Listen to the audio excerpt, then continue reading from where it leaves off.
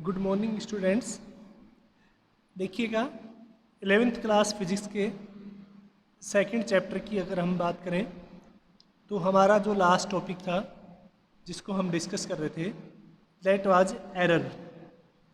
Error के अंदर हमने टाइप ऑफ एरर पढ़ा था, उनको कैसे कैलकुलेट करते हैं उसके बारे में भी हमने बात की थी। आज मैं एरर से रिलेटेड एक दो न्यूमेरिकल कराता हूँ जिससे वो आपका टॉपिक 100% क्लियर हो जाएगा। ठीक है, तो देखिएगा सबसे पहले हम क्वेश्चन के ऊपर आते हैं। क्वेश्चन क्या दे रखा है, the refractive index of water is found have to values 1.29, 1.33, 1.34, 1.35, 1.32, 1.36, 1.30 and 1.33। Means कि किसी भी पर्सन के द्वारा, मान लेते कोई भी पर्सन है, उसने वाटर का रिफ्रैक्टिव इंडेक्स के बारे में आप 10th क्लास के अंदर पढ़ के आए थे कि रिफ्रैक्टिव इंडेक्स क्या होता है, कि दो डिफरेंट मीडियम के अंदर जो लाइट की स्पीड का रेशियो होता है उसको हम क्या बोलते हैं, रिफ्रैक्टिव इंडेक्स। और इसको हम म्यू से डिनोट करते थे, आपको याद हो तो कह रहा है कि किसी भी पर्सन ने वाटर का रिफ्रैक्टिव इंडेक्स मेजर किया और उसने मान लेते कि 8 टाइम क्या किया है, अपनी ऑब्जर्वेशन को किया, मतलब उसको रीडिंग को मेजर किया 8 टाइम। तो फर्स्ट टाइम उसने देखा कि उसकी रीडिंग है वो कितनी है, 1.29। ठीक है, सेकेंड टाइम उसने देखा कि उसकी जो रीडिंग है 1.33, थर्ड टाइम उसकी रीडिंग है 1.34, फोर्थ टाइम उसकी रीडिंग है 1.35, फिफ्थ टाइम उसकी रीडिंग है 1.32, सिक्स्थ टाइम उसकी रीडिंग है 1.36, सेवन्थ टाइम उसकी रीडिंग है 1.30 and last his unit is 1.33। तो ये 8 ऑब्जर्वेशन है और आपने देखा होगा कि आठों की आठों जो ऑब्जर्वेशन है वो एक दूसरे से क्या है, अलग है। ठीक है, यानी कुछ हो सकती है सेम, जैसे ये वैल्यू है या फिर ये वैल्यू हो, ये सेम हो गई। ठीक है ना, यानी रीडिंग है वो 8 बार सेम नहीं आई है, मतलब हर बार अलग अलग आ रही है। ठीक है ना, अब इसमें आपसे क्या पूछा गया है, फाइंड द या कैलकुलेट द मीन वैल्यू। सबसे पहले तो ये जितनी भी ऑब्जर्वेशन है, जितनी भी रीडिंग्स हैं या किसी भी जो रिफ्रैक्टिव इंडेक्स की जो वैल्यू है, मेजर्ड वैल्यू है, उनका मीन निकालना है आपको। क्लियर। सेकंड पूछा गया है एब्सोल्यूट एरर। थर्ड पूछा गया है रिलेटिव एरर एंड लास्ट पूछा गया आपसे परसेंटेज एरर। मीन्स जितने भी टाइप्स ऑफ एरर हैं वो एक ही क्वेश्चन के अंदर पूछ ली गई हैं कि हमें एब्सोल्यूट एरर भी निकालना है, मीन वैल्यू भी निकालनी है, रिलेटिव एरर भी निकालना है और परसेंटेज एरर भी निकालना है। तो हम 1 बाय 1 स्टार्ट करते हैं। देखो बच्चों, आपको पता है कि मीन वैल्यू कैसे निकालते हैं। किसी भी नंबर का जो मीन है आप कैसे कैलकुलेट करते हैं।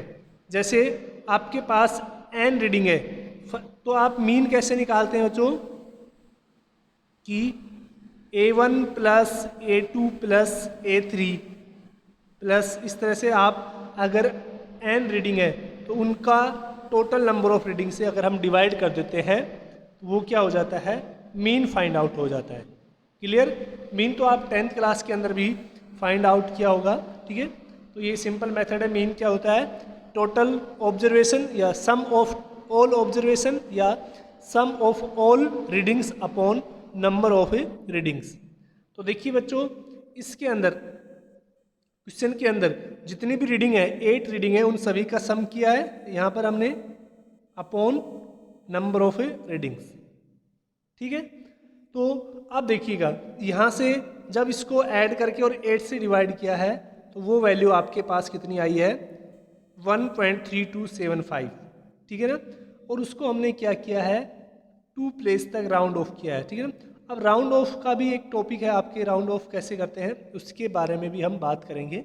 ठीक है, तो वैसे इसमें बताता हूँ कि देखिएगा हमने 2 प्लेस तक राउंड ऑफ किया है, तो 2 प्लेस यानी 1.3275। तो हमें इस 2 को देखना है 2 के बाद क्या डिजिट है। अगर ये वाली डिजिट 5 और मोर देन 5 होती है उस केस में ये वाला नंबर है +1 से क्या हो जाता है, इंक्रीज हो जाता है। क्लियर। तो यहाँ से क्या हो गया, हमने इसको राउंड ऑफ में करके 1.33 लिख दिया है। यानी जो उस मीडियम किसी भी मीडियम वाटर के लिए जो दिया हुआ है उसका जो रिफ्रैक्टिव इंडेक्स है उसकी मीन वैल्यू कितनी हो गई, 1.33। क्लियर बच्चों।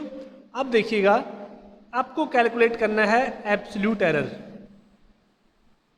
ठीक है ना।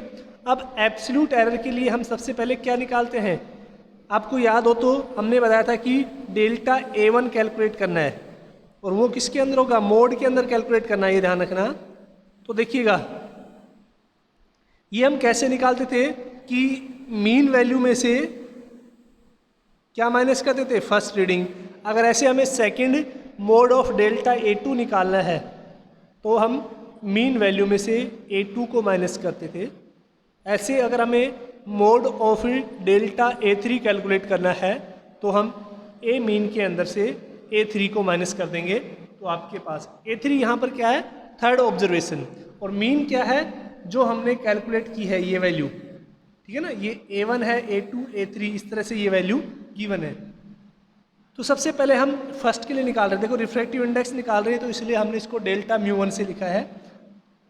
तो देखिएगा मीन वैल्यू में से फर्स्ट वैल्यू को हमने माइनस किया, ये कितना है 0.04।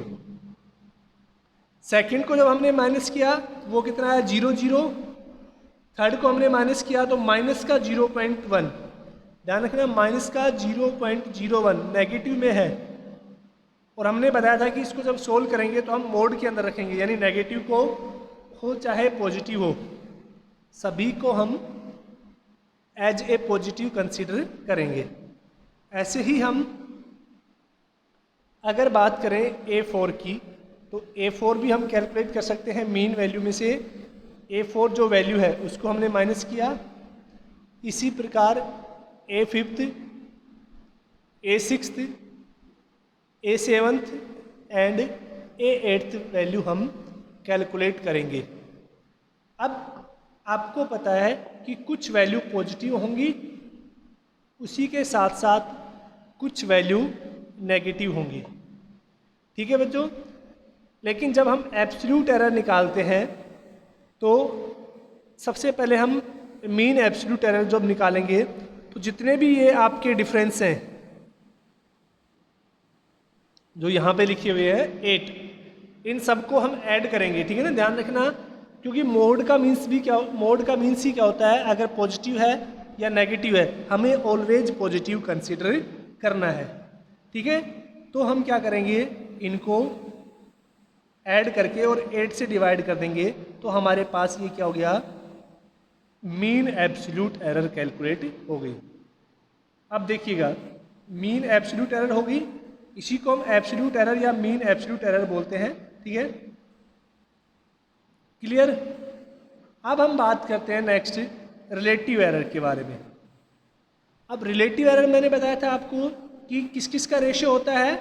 रिलेटिव एरर होती है मीन एब्सोल्यूट एरर और मीन वैल्यू का जो रेशियो होता है, ध्यान से देखना, एक तो है मीन एब्सोल्यूट एरर और एक है मीन। इन दोनों का जो रेशियो होता है वो क्या निकल के आता है, रिलेटिव एरर निकल के आता है। तो मीन एब्सोल्यूट ये वैल्यू है हमारे पास और रिलेटिव मीन वैल्यू 1.33 है। जब हम इसको डिवाइड करते हैं बच्चों तो आपके पास कितना आता है 0.015, और जब हम इसको राउंड ऑफ में करते हैं तो कितना हो जाता है 0.02। क्लियर। अब लास्ट आपसे पूछा गया है कि also find the percentage error. Percentage error को भी आपको फाइंड आउट करना है। We know that when a relative error multiply by 100 then it converted into percentage error. जब रिलेटिव एरर को हम 100 से मल्टीप्लाई कर देते हैं तो बच्चों वो किस में कन्वर्ट हो जाती है, परसेंटेज एरर के अंदर कन्वर्ट हो जाती है।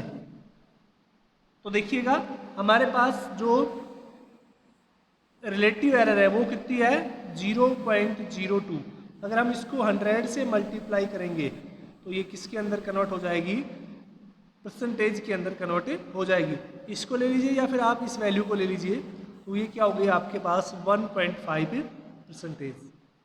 तो क्लियर, आई होप आपको समझ में आया होगा और आपको ये भी क्लियर हो गया होगा कि कैसे एरर, मीन एरर क्या होती है, एब्सोल्यूट एरर क्या होती है, मीन एब्सोल्यूट एरर क्या होती है और परसेंटेज एरर क्या होती है, ये भी आप फाइंड आउट करना सीख गए होंगे। अब देखिएगा नेक्स्ट बात करते हैं हम नेक्स्ट क्वेश्चन की। सेम क्वेश्चन के बारे में बात करें, the diameter of a wire as measured by the screw gauge. बच्चों ये जो स्क्रू गेज होता है ये एक डिवाइस होता है, आपके प्रैक्टिकल भी है 11th क्लास का, स्क्रू गेज और वर्नियर कैलिपर्स। मैंने बताया था स्क्रू गेज और वर्नियर कैलिपर्स जो हेयर लाइक थिन वायर होते हैं उनकी डायमीटर को मेजर करने के काम आता है। तो क्या कह रहा है कि वापस से क्वेश्चन पे आते हैं कि एक वायर है जिसका डायमीटर अगर हम स्क्रू गेज से मेजर करते हैं तो वो कितना आ रहा है 1.328, 1.330, 1.325, 1.326, 1.334 एंड 1.336। क्लियर, ये आपको 6 वैल्यू 1, 2, 3, 4, 5 एंड 6 यानी 6 ऑब्जर्वेशन या 6 रीडिंग गिवन है उस वायर के डायमीटर के लिए। अब आपसे क्या पूछा गया है इस क्वेश्चन में कि कैलकुलेट द मीन वैल्यू। सबसे पहले क्या कैलकुलेट करना है आपको, मीन वैल्यू कैलकुलेट करनी है। मीन वैल्यू यानी किसके लिए, डायमीटर के लिए। इसके अलावा आपको क्या कैलकुलेट करना है, एब्सोल्यूट एरर कैलकुलेट करनी है आपको। थर्ड क्या करना है, मीन एब्सोल्यूट एरर कैलकुलेट करनी है आपको, और फ्रैक्शनल एरर, और लास्ट में परसेंटेज एरर। बच्चों जो एब्सोल्यूट एरर है उसी को हम क्या बोलते हैं, फ्रैक्शनल एरर बोलते हैं।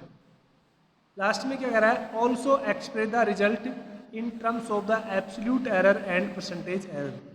और जो टर्म्स है उसको एब्सोल्यूट एरर और परसेंटेज एरर की फॉर्म में भी आपको लिखना है। तो बच्चों देखिएगा हमें जो ये वैल्यू दे रखी हैं, सबसे पहले जब हम इनका मीन निकालेंगे तो इन सभी डायमीटर को ऐड करके जितने नंबर ऑफ ऑब्जर्वेशन है उससे हमने क्या करना है, डिवाइड कर देना है। क्लियर, तो यहाँ से आपका जब डिवीजन के बाद रिजल्टेंट निकलेगा वो कितना आएगा 1.330, यानी हमने डेसिमल के बाद 3 डिजिट के अंदर क्या किया है, उसको राउंड ऑफ किया है। ठीक है ना, तो ये बच्चों आपके पास मीन वैल्यू हो गई। अब देखिएगा सबसे पहले हम अब क्या निकालते हैं, डेल्टा D1 निकालते हैं, यानी मीन वैल्यू में से आपको क्या करना है, फर्स्ट ऑब्जर्वेशन को माइनस करना है। ऐसे डेल्टा D2 निकालेंगे तो मीन वैल्यू में से आपको सेकंड ऑब्जर्वेशन को माइनस करना है। ऐसे अगर हम डेल्टा D3 निकालेंगे तो मीन वैल्यू में से आपको थर्ड ऑब्जर्वेशन को माइनस करना है। और इस तरह से लगातार ये प्रोसेस चलना है, कब तक, जब तक 6th वैल्यू के लिए हम कैलकुलेट नहीं कर देते। तो बच्चों ये हमने डिफरेंस निकाल लिया सभी का यहाँ से। अब देखिएगा ये जो वैल्यू है इसके अंदर कुछ वैल्यू पॉजिटिव है और कुछ वैल्यू नेगेटिव है। तो मैंने बताया था कि आपको सिर्फ mode of delta D positive लेना है सभी का, चाहे वो नेगेटिव में हो तब भी कैसा कंसीडर करना है, आपको पॉजिटिव ही कंसीडर करना है। तो इन सभी का जब हम सम करेंगे वो कितना होगा आपके पास, दैट विल बी 0.021। अगर हम उसको 6 से डिवाइड कर देंगे तो बच्चों आपके पास ये क्या आ गया, मीन एब्सोल्यूट एरर हो गई। क्लियर, मीन एब्सोल्यूट एरर होगी। अब देखिएगा अगर हमें इसको एब्सोल्यूट एरर में रिलेटिव एरर में फाइंड आउट करना है, जिसको हम क्या बोलते हैं, फ्रैक्शनल एरर। ध्यान रखना, रिलेटिव एरर को ही हम फ्रैक्शनल एरर बोलते हैं। तो फ्रैक्शनल एरर क्या होता है कि डी मीन अपॉन डी, यानी जो मीन वैल्यू है और जो एब्सोल्यूट मीन वैल्यू है और मीन वैल्यू का जो रेशियो है उसको हम क्या लिखते हैं, फ्रैक्शनल एरर या एब्सोल्यूट एरर। उसके लिए हम कितना हो जाएगा ये 0.03। अब देखिएगा 0.003। नेक्स्ट अगर हम इसकी बात करें, आपको किस में कन्वर्ट करना है, इसको परसेंटेज एरर में कन्वर्ट करना है। अब बच्चों परसेंटेज एरर में जब कन्वर्ट करेंगे तो हम क्या करेंगे, इसको 100 से मल्टीप्लाई कर देंगे तो वो किस में कन्वर्ट हो जाएगा, परसेंटेज के अंदर कन्वर्ट हो जाएगा। ठीक है, तो परसेंटेज के अंदर जब कन्वर्ट करेंगे तो आपका रिजल्टेंट कितना आएगा, 0.3%। ठीक है, अब देखिएगा इस तरह से जो एक्सप्रेस करते हैं हम, डिनोट करते हैं, उसको कैसे करेंगे। देखिएगा ये जो वैल्यू है, सबसे पहले आपकी ये वैल्यू कौन सी होगी, मीन एब्सोल्यूट वैल्यू, और ये क्या होगी, फ्रैक्शनल, जिसको हम एक साथ लिख सकते हैं इस तरह से भी। क्लियर। अब बच्चों नेक्स्ट क्वेश्चन के ऊपर बात करते हैं हम। काफी इजी है ये वाला। Write down the number of significant figures in the following. निम्न में से आपको क्या करना है, जो भी ये नंबर दे रखे हैं इनके अंदर से सिग्निफिकेंट डिजिट कैलकुलेट करनी है। क्लियर बच्चों। सिग्निफिकेंट डिजिट के लिए फर्स्ट देखिएगा, पहला नंबर दे रखे है आपको 5238।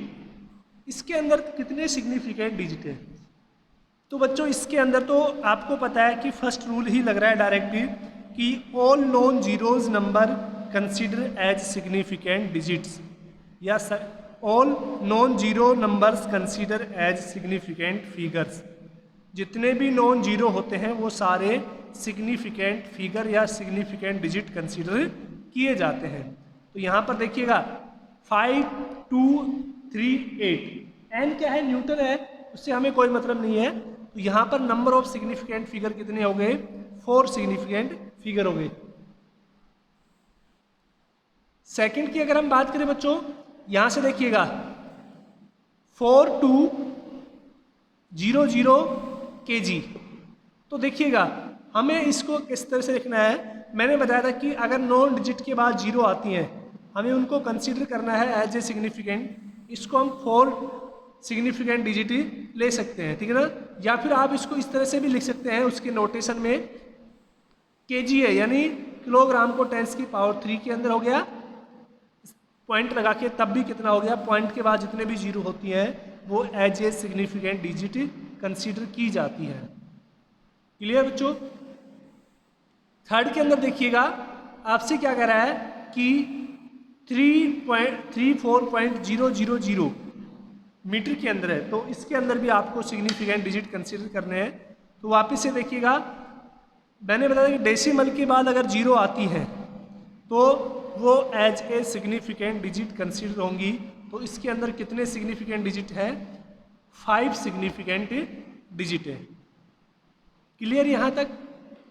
इसके अलावा देखिएगा नेक्स्ट 0.02340 न्यूटन पर मीटर। ठीक है बच्चों, न्यूटन पर मीटर देखिएगा, इसके अंदर जो सिग्निफिकेंट डिजिट है, मैंने बताया डेसिमल से जो पहले और डेसिमल के बाद जो नॉन जीरो नंबर है उससे पहले के जीरो सिग्निफिकेंट में काउंट नहीं होते हैं। तो इसके अंदर केवल 4 डिजिट ही क्या होंगी, सिग्निफिकेंट काउंट होंगी। क्लियर। तो ये आपका सिग्निफिकेंट के एग्जांपल्स हो गए। नेक्स्ट देखिएगा, इस क्वेश्चन के अंदर दे रखा है आपको कि 2.5 × 10⁻⁴, इसको माइनस करना है आपको 3.9 × 10⁵ in the form of significant figure. तो सिंपल है, x हमने इसको x मान लिया है और सेकंड नंबर को हमने क्या मान लिया है, y कंसीडर कर लिया है। अब हमें क्या करना है, y में से x को सब्ट्रैक्ट करना है। ठीक है, तो तो y में से हमने x को सब्ट्रैक्ट किया, तो यहाँ से देखिए बच्चों टेंस की पावर जब हम 5 कॉमन लेंगे दोनों में, तो ये वैल्यू कितनी हो जाएगी, 2.5 की जगह 0.25 हो जाएगी। ये हो गया। जब इसको हम लिखेंगे तो ये कितना आएगा, 0.65 इंटू टेंस की पावर 5। अब देखिएगा ये जो वैल्यू है, ये वैल्यू है, इसके अंदर 3 सिग्निफिकेंट डिजिट है। कितने डिजिट हैं, 3। लेकिन जो हम ऑब्जर्वेशन कर रहे हैं, जो हमारे पास ओरिजिनल रीडिंग है, उसके अंदर सिग्निफिकेंट डिजिट कितनी है, 2 है।